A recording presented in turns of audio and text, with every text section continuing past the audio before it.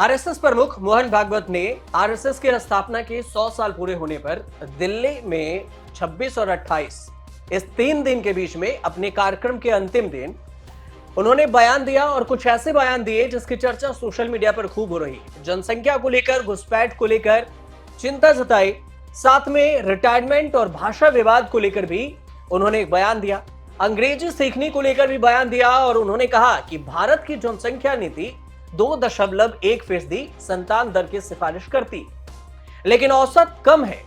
3 साल की अगर बात करें तो उन्होंने यह भी कहा कि इससे परिवारों और समाजों को बेहतर संतुलन बनता है। भागवत ने डेमोग्राफी परिवर्तन पर भी अपनी बातें रखी, धर्म परिवर्तन, घुसपैठ की निंदा की। पहले आपको 3 बच्चों वाला बयान और घुसपैठ को लेकर जो मोहन भागवत ने बयान दिया है उस बयान के बारे में आपको सुनवाते हैं, उसके बाद आपको पूरी कहानी बताएंगे। भारतवर्ष के प्रत्येक नागरिक ने यह देखना चाहिए कि अपने घर में 3 होने चाहिए। ये देश की दृष्टि से कह रहा हूं। दूसरा, एक कंसर्न भी है, जनसंख्या एक एसेट है, बोझ भी हो सकता है। कल खिलाना पड़ेगा ना सबको, तो उसी के लिए पॉपुलेशन पॉलिसी रिकमेंड करती है। तो दोनों तरफ से जनसंख्या नियंत्रित रहे और जनसंख्या पर्याप्त रहे, तो 3 होने चाहिए। 3 से बहुत ज्यादा आगे बढ़ना नहीं चाहिए, उनकी परवरिश वगैरह ठीक होने की दृष्टि से। ये सब लोगों ने स्वीकार करने वाली बात है। पहली तो बात संख्या की है, तो जनसंख्या के असंतुलन में उसके कारण क्या है? पहला कारण है मतांतरण, कन्वर्शन, जो भारतीय परंपरा का हिस्सा नहीं है। रिलीजन अपना अपना चॉइस है, जिनको जिस रिलीजन में जाना है, जबरदस्ती गए, वापस आना चाहते हैं, आओ, अपने मन से आओ, लोभ लालच जबरदस्ती नहीं। लेकिन यह होता है, तो इसको रोकना, यह करना पड़ेगा। दूसरी बात है घुसपैठ। तो यह ठीक है कि हमारा डीएनए सबका एक है, लेकिन व्यवस्थाएं होती है। लेकिन देश एक व्यवस्था है, उसकी सीमा होती है, उसमें आना जाना। आप पूछते हो घुसपैठियों को रोकना सही है क्या? मैं कहता हूं अगर डीएनए एक है तो परमिशन लेके आना गलत है क्या? परमिशन लेके आना चाहिए ना। परमिशन नहीं मिलती तो नहीं आना चाहिए। 75 साल के बाद क्या राजनीति से रिटायर हो जाना चाहिए? इस सवाल के जवाब में मोहन भागवत का कहना हुआ कि मैंने ये बात मोरोपंत जी के बयान के हवाला देते हुए उनके विचार रखे थे। मैंने ये नहीं कहा था कि मैं रिटायर हो जाऊंगा, और मैं किसी के रिटायरमेंट की भी बात नहीं कही। समय रिटायरमेंट के लिए तैयार होता है या फिर नहीं होता है, यह समय तय करता है और समय पर होना चाहिए। ये बात हमने कही थी, लेकिन हमने किसी को टारगेट नहीं किया था। मोहन भागवत ने रिटायरमेंट को लेकर जो बयान दिया है वो बयान और पहले जो उन्होंने रिटायरमेंट को लेकर बयान दिया था वो दोनों बयान सुनिए। I never said that I will retire or someone should retire.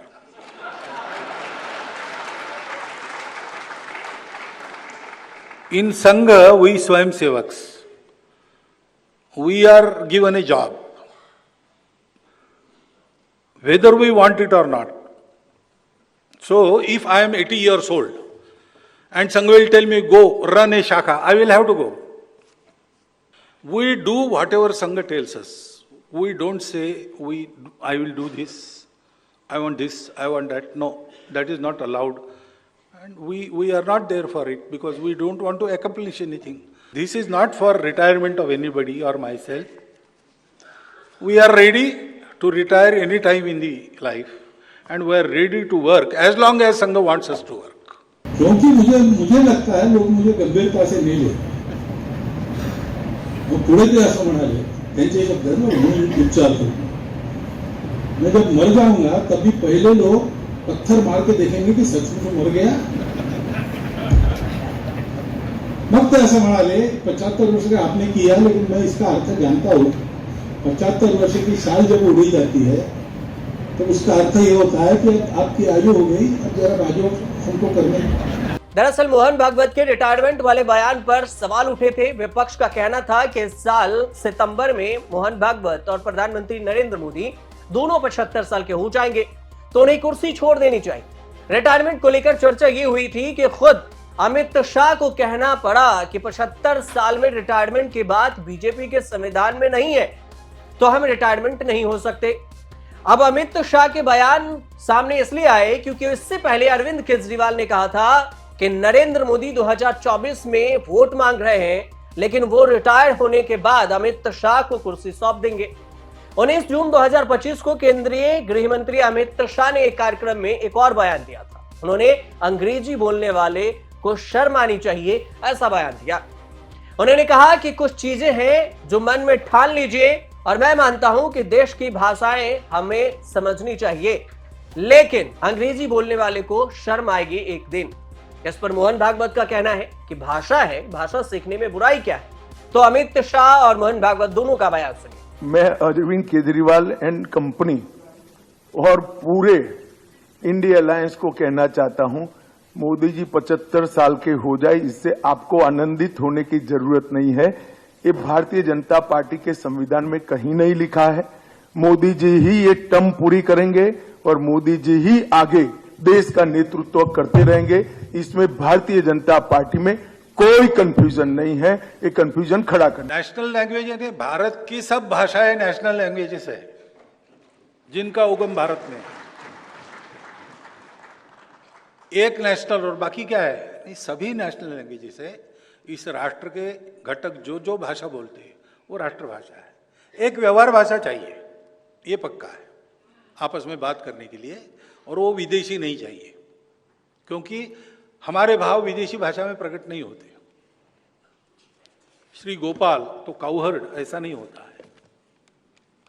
कविताओं का शब्द धर्म के लिए शब्द नहीं है बाकी भाषाओं में, हमारे यहाँ सब भाषाओं में शब्द। एक भारतीय भाषा व्यवहार भाषा चाहिए, कौन सी हो तय करे सब मिलकर, जो व्यावहारिक निर्णय करे और करे, ऐसा मत है हमारा। भाषाओं में विवाद करने का कोई मतलब नहीं है, शब्द अलग है, भाव एक ही है सर्वत्र।